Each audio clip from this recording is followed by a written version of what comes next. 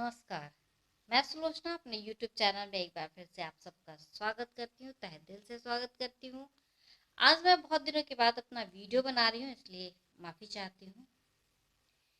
मुझसे कुछ खास प्रश्न पूछे गए हैं कमेंट बॉक्स में, तो उसका आज मैं रिप्लाई कर रही हूँ और उम्मीद है आप सबको समझ में आएगी ये चीज़ें और आप सब इस चीज़ को एक्सेप्ट भी करेंगे और समझेंगे भी, पढ़ेंगे भी। उससे पहले एक चीज़ बता रही हूँ आपको, समझिए। अभी तक हमने टू फैक्टर थ्योरी पढ़ा, मल्टीपल फैक्टर थ्योरी पढ़ा, मल्टी इंटेलिजेंस पढ़ा और बहुत सारी चीजें पढ़ा अभी तक।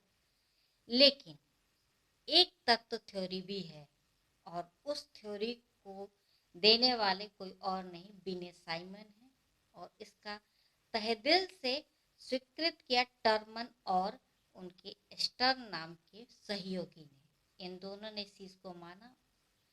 बिने साइमन का मानना ये था कि हमारी जो बुद्धि है वो अविभाज्य है और उसे वो संगठित है, वो उसमें किसी भी तरीके का वेरिएशन नहीं है, वो सिर्फ एक होती है और उसी के द्वारा यदि एक व्यक्ति इंटेलिजेंट है, किसी एक चीज में उसकी अच्छी पकड़ है तो वो दूसरी चीजों में भी अच्छी पकड़ रखेगा ही रखेगा। कोई गलत नहीं है, बिल्कुल सही बात है कि अगर हम इंटेलिजेंट हैं तो हम किसी न किसी तरीके से हम उस चीज़ को समझेंगे, उस पर विचार करेंगे और हम आगे भी बढ़ेंगे। और साथ में अगर कोई मैथ में अच्छा है तो वो नृत्य में भी अच्छा होगा और हो सकता है कि द बेस्ट होगा। अब जरूरत बस इस चीज़ की होती है कि हम अपना कंसंट्रेशन कहाँ लगाते हैं। जहाँ पे हम कंसंट्रेशन यूज कर लेते हैं वही चीज़ हमारी हो जाती है और उसी चीज़ को हम अच्छे तरीके से प्रेजेंट करने लग जाते हैं, यानी कि एक ही बुद्धि हुई ना। चलिए अब आगे प्रश्न है उसे समझते हैं। पहला प्रश्न है कि गार्डनर ने 7 बुद्धि का अधिमान निर्धारित किया और इनमें से पूछा है कि कौन सा नहीं है। तो सबसे पहली बात है कि उन्होंने 7 नहीं बल्कि 8 बताया है। 8 कौन कौन सी है मैंने आपको पिछले वीडियो में बता दिया है कि लैंग्वेज है, लॉजिक और मैथ है, स्पेशल है, म्यूजिक है, बॉडी कैनेस्टिक है, इंटरपर्सनल है, इंट्रापर्सनल है और एक और है नेचुरलिस्टिक है। ठीक है, तो 6 to 8 हो गया।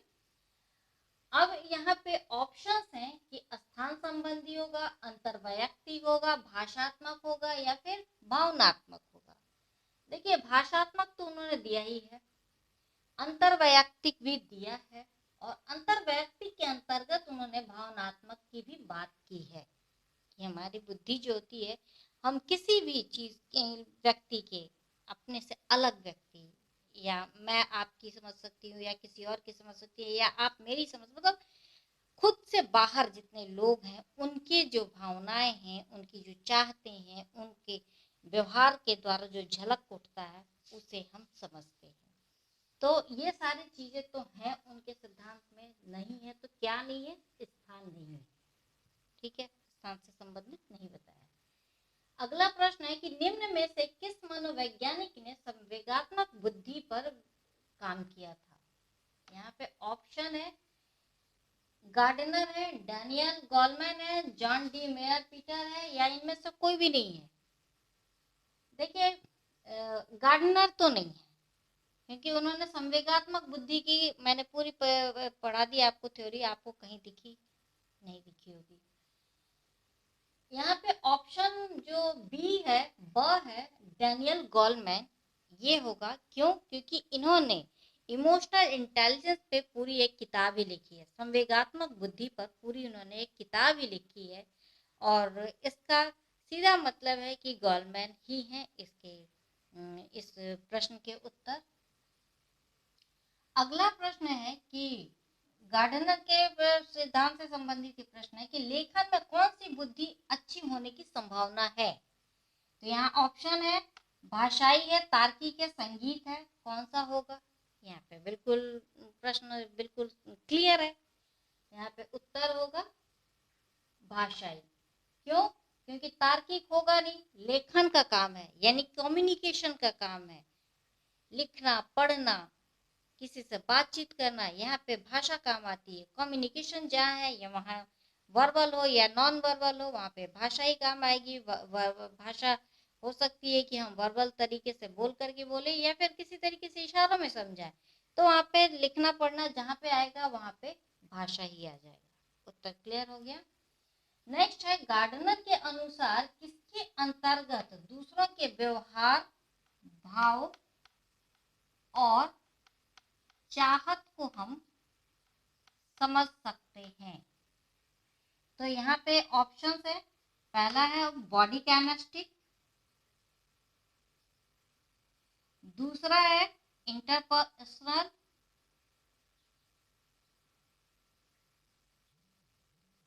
और तीसरा है इंट्रापर्सनल। हम यहाँ पे क्या पूछ रहे हैं? दूसरों की। यहाँ पे खुद की होता तो उसका उत्तर दूसरा होता, और दूसरों की है तो दूसरा होगा। यानी कि यहाँ पे हमने बॉडी कैनेस्टिक को छोड़ देते हैं, क्योंकि यहाँ पे बॉडी कैनेस्टिक बिल्कुल नहीं होगा, क्योंकि बॉडी कैनेस्टिक में नृत्य और जितने भी हमारे बॉडी के एक्शन से रिलेटेड अगर होता तो बॉडी कैनेस्टिक होगा, इसलिए हमने पहले इसे काट दिया। अब बचे क्या? इंटरपर्सनल और इंट्रापर्सनल। इंटरपर्सनल यानी कि दूसरों की बातें समझना, दूसरों की फीलिंग समझना, दूसरों के व्यवहार को समझना। तो यहाँ पे उत्तर हो जाएगा ये। और अगर यहाँ पे दूसरों की बजाय खुद हो जाता, स्वयं हो जाता, तो ये उत्तर होता ये। लेकिन यहाँ पे क्या है?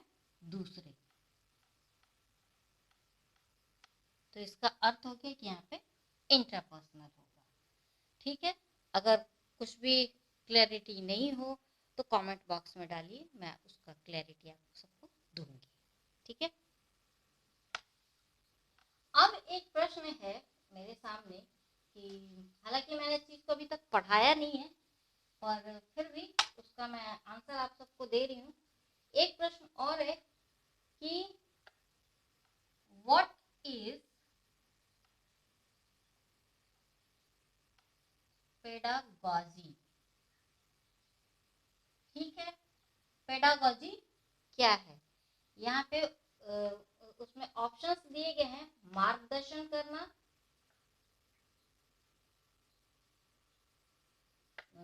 समझना, शिक्षित करना।